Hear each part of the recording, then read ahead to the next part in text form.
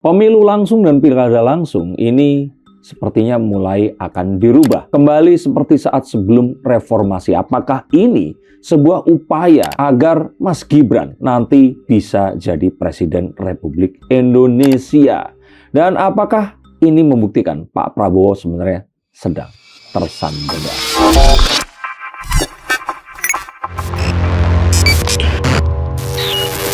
Halo Sainsikers, kembali berjumpa bersama saya Denny Darko. Tidak ada yang namanya misteri, yang ada adalah tanda-tanda yang kita semua coba untuk mengerti. Beberapa teori mengatakan bahwa ada Pak Jokowi di balik upaya Pak Prabowo untuk merubah sistem pilkada dan pemilu nanti sepertinya kembali menjadi sistem yang berlaku sebelum reformasi. Apakah betul? Mari kita bahas. Oke, pemilihan kepala daerah melalui legislatif dan juga nantinya mungkin menuju ke pemilihan presiden yang juga akan dipilih oleh parlemen atau oleh legislatif menjadi perbincangan yang cukup hangat apalagi di sosial media X. Banyak teori mengatakan bahwasanya kemungkinan Pak Prabowo ini memang ingin merubah kembali sistem seperti pemilihan umum seperti sebelum reformasi karena ya ada Pak Jokowi di belakang Pak Prabowo. Perubahan kepemimpinan ini satu hal yang kita harus soroti dengan lebih teliti lagi. Kita mau membahas apa di sini. Tapi satu hal yang saya rasakan semakin kesini, ini semakin kesana, itu adalah saat pemilu itu baru selesai, orang-orang itu sudah mulai membicarakan tentang pemilu yang berikutnya. Seakan-akan orang-orang nggak puas, ini akan tetap nggak puas. Dan mereka menanti sampai jagoannya menang apapun yang terjadi. Tidak menganggap pemenangnya sebagai presiden dan melakukan tindakan-tindakan polarisasi di sosial media.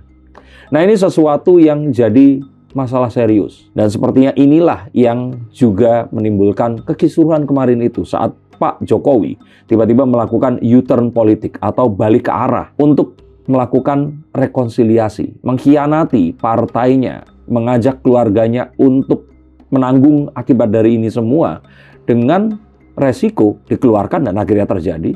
Tapi beliau akhirnya berhasil melenyapkan permusuhan, merekonsiliasi pertentangan yang ada sejak 2 periode kepemimpinannya. Dengan siapa? Dengan his eternal nemesis, Pak Prabowo. Nah, akhirnya bahkan Pak Prabowo dan Pak Jokowi ini jadi bestie. Ini adalah satu hal yang membuat para politikus yang berharap ada sebuah konflik atau upaya agar mereka bisa naik dan menggantikan, dan upaya pihak asing untuk masuk menunggangi orang-orang atau pihak yang bisa diadu dombakan ini, itu kalau mengutip istilah yang muncul sejak cebong dan kampret ini muncul, membuat mereka ini kejang-kejang.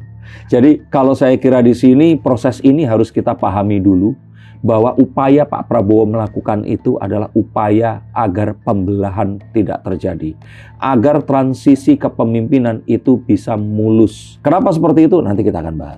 Tapi kalaupun ada orang yang ingin menteorikan bahwasanya bisa saja memang Pak Prabowo ingin adanya sistem pemilihan eksekutif, baik maupun itu cakupan daerah ataupun pemimpin tertinggi yaitu presiden melalui parlemen, itu untuk memuluskan jalan ya mungkin Gibran. Ya bisa saja.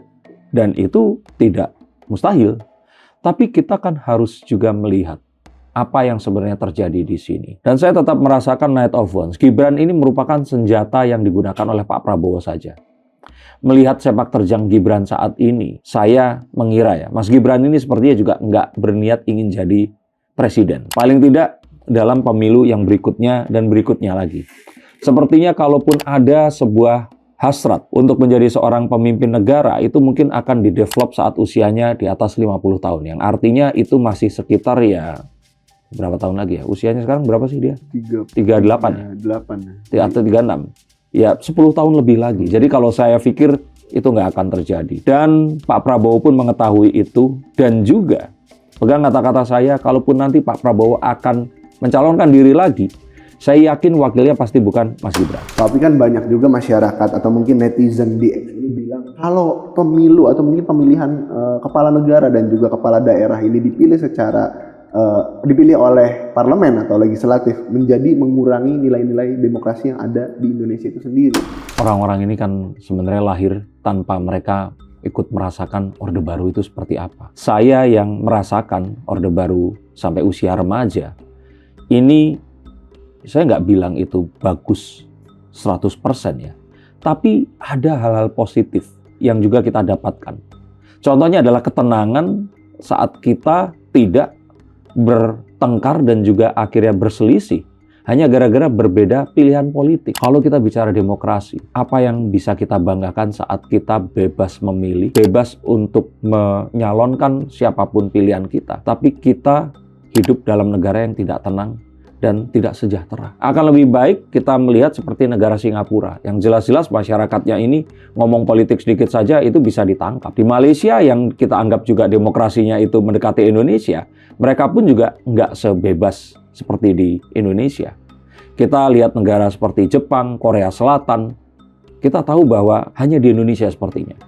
Warga negaranya, ini 90%-nya itu komentator politik dan merasa ingin ikut memperbaiki kondisi negara yang sudah kacau balau. Yang masalah tadi oke, saya setuju. Tapi memperbaikinya tentu saja harus menggunakan sistem. Dan sistem tidak akan bekerja saat setiap 5 tahun ini harus di-reset ulang, di-reset lagi, di-reset ulang lagi, terus-menerus seperti itu. Lalu kapan platformnya akan dibangun, dijalankan, dan membuahkan hasil? Tapi ada kemungkinan juga nggak mungkin, maksudnya kan seperti yang kita tahu ya, Pak Prabowo ini kan ex-militer begitu. Banyak juga orang menduga bahwasanya kalau misalkan sistem pemilihan by parlemen atau mungkin legislatif ini juga untuk menselaraskan order lah bahasanya. Jadi lebih apa-apanya lebih bisa dikontrol oleh si presiden itu sendiri begitu. Bagus dong. Itu kan lebih bagus dibandingkan kondisi sekarang semua orang bisa bersuara semua mereka. Di sosial media membuat kegaduhan, di amplifikasi dengan algoritma yang menyukai kebencian. Bahkan banyak di antara mereka itu membuat pemencari nafkah menggunakan bisnis kebencian ini. Coba tonton tayangan Guru Gembul yang satu ini tentang bisnis kebencian. Ini spesial saya pesan untuk beliau membuatnya. Dan ini sangat-sangat memprihatinkan. Karena saya merasa bahwa apapun ketakutan jika kita kembali ke Orde Baru, itu sangat tidak beralasan. Karena saat Orde Baru dulu, kita nggak punya medsos. Dan ini adalah pembeda yang sangat signifikan. Jika ternyata pemerintahnya akan order, dan ini sesuatu yang sangat strict, tapi medsos juga dipersilakan untuk orang protes, disinilah keseimbangan demokrasi yang sesungguhnya akan terjadi. Maka nggak usah takut, Orde Baru tidak akan kembali. Tapi banyak juga netizen menilai jika memang ini kepala negara atau mungkin presiden dipilih secara parlemen itu menjadi sebuah sistem yang mudah untuk apa ya bahasanya dimanipulasi atau mungkin dicurangi. Emang sekarang nggak susah, nggak mudah juga. Sekarang aja juga mudah. Bahkan kalau menurut saya sekarang ini akan banyak. Marilah kita bicara tentang kerugiannya ya. Kepala daerah yang artis kita mempertanyakan. Buat saya pribadi, saya mempertanyakan kapabilitas mereka dari yang vokalis band, dari yang MC acara dangdut, misalkan seperti itu. Saya berteman baik ya dengan orang-orang ini. Saya kenal secara personal, tapi saya memiliki pendapat saya. Bukan artinya saya menentang atau membicarakan mereka di belakang, enggak. Ini pendapat saya. Jadi saya merasa bahwa saat seseorang ini menjadi seorang wakil rakyat, maka jadilah wakil rakyat yang sepenuhnya. Misalkan kalau Pasha Ungu kan fokus tuh ke situ, nggak lebih banyak manggungnya. Nah, ada yang kemarin dipermasalahkan adalah Ramzi, yang dia masih mengambil job, yang saya kira ya saya kurang setuju. Tapi mungkin dia punya pembelaannya, cuman kembali lagi di sini bahwa ini terjadi di mana wakil rakyat atau pemimpin daerah yang populer dari kalangan artis bisa menang itu karena pemilihan langsung yang dilakukan dan dipilih oleh orang-orang yang mohon maaf Indonesia ini hanya memiliki berapa? 10%. 10% yang lulusan college, perguruan tinggi yang kita nggak tahu ini beli ijazah atau enggak, atau perguruan tingginya semacam apa gitu. Nah, kalau kita mau istilahnya serius lagi, mungkin persentasenya one digit, lebih kecil. Kita bandingkan dengan Amerika, 40%. 35 sampai 40%, 4 kali lipatnya. Oke, mungkin kalau di Amerika dilakukan pemilihan langsung, it's fine, nggak apa-apa. Tapi di Indonesia, ya inilah yang terjadi. Orang-orang ini hanya akan memilih orang yang mereka kenal, dan mereka kenal adalah artis. Apakah ini salah? Ya, tidak benar, juga tidak salah, tapi yang lebih salah adalah karena orang-orang yang menjadi politikus ini tidak di-advertise atau diiklankan juga dengan baik. Orang-orang ini pun juga orang-orang yang banyak juga orang-orang yang entah siapa karena dia adalah seorang pengusaha kaya raya atau dimodali, maka ya ini sesuatu yang harus kita benahi bersama-sama. Sehingga meritokrasi, orang-orang yang seperti Mas Ganjar Pranowo, Ahok, orang-orang yang memiliki latar belakang pengelolaan daerah, ini akan ditempatkan di tempat yang tepat. Tapi kalau misalkan kita bilang kembali ke pemilihan secara legislatif, pemilihan yang memilih kepala negara dalam parlemen, ya apakah pada akhirnya juga menjamin, maksudnya di parlemen ini tidak ada mungkin, maksudnya kayak settingan memilih siapakah kepala negara? Ya ada, dulu juga ada. Tapi kembali lagi, nanti pun yang sekarang ini dengan pemilihan langsung itu juga ada. Nah, tapi kita menghindari adanya perpecahan di dalam masyarakat ini saat orang-orang memilih wakil mereka dan berharap ini semua itu mereka ini nggak jadi sebuah bagian dari sistem yang besar, yang artinya mereka bergerak sendiri, yang artinya nanti akan terus terjadi hal seperti ini, terutama ditambah dengan kondisi negara kita yang tidak bisa menangkal adanya hasutan dari luar negeri berupa oknum-oknum dalam lembaga masyarakat atau LSM yang berusaha untuk mengacaukan dan memporak-porandakan berdalih demokrasi, hak asasi manusia, perlindungan lingkungan, dan apapun itu. Tapi secara hak eksekutif sendiri, Presiden kan memegang kekuasaan tertinggi, bisa aja. Maksudnya banyak juga orang berpendapat, apalagi di media sosial. Jika memang Presiden tidak dipilih langsung oleh rakyat, pada akhirnya Presiden ini bisa aja kayak semena-mena dan membungkam rakyat gitu. Maksudnya kayak nanti dihalangi lah, dibatasi. Karena itulah gunanya medsos. Selama itu dilakukan dan media sosial tidak diberangus, artinya semua orang masih boleh bersuara, malah bagus. Malah ini adalah kesempatan untuk kita berusaha untuk mencari tahu jika terjadi hal-hal yang tidak diinginkan, terutama penyalahgunaan kekuasaan yang memang terjadi. Tapi jika menjawab hal itu tadi, maka kita akan katakan dengan pemilihan langsung, apakah itu juga bisa di-contain atau dipisahkan? Enggak. Masih terjadi juga. Kita belum bicara tentang alasan yang sebenarnya Pak Prabowo yang dipublikasikan adalah ingin menghemat biaya anggaran. Nah, tapi ya itu sesuatu yang klise lah. Tapi kalau yang saya kira di sini adalah harapan pertamanya adalah untuk memangkas adanya polarisasi, pertentangan, dan juga upaya-upaya terselubung dari pihak asing yang berusaha untuk masuk ke dalam konflik yang tercipta karena so-called direct election ini tadi. Tapi kan pada akhirnya yang maksudnya yang banyak netizen khawatirkan juga sebenarnya adalah di mana di saat kalau misalkan pemilihannya dari parlementer, ya kan kita hanya bisa memilih berarti legislatif saja, dan di mana presiden ini nggak ada keterbutuhan untuk mendapatkan banyak suara gitu dari masyarakat, dan pada akhirnya dia bisa bertindak lebih tegas. Apakah memang sebenarnya golnya Pak Prabowo ini mungkin setelah pemilihan dari parlemen, dan dia juga bisa pada akhirnya kalau dia masih menjabat di periode kedua itu udah terlaksana, dia bisa membatasi juga, maksudnya membatasi informasi yang ada di sosial media gitu.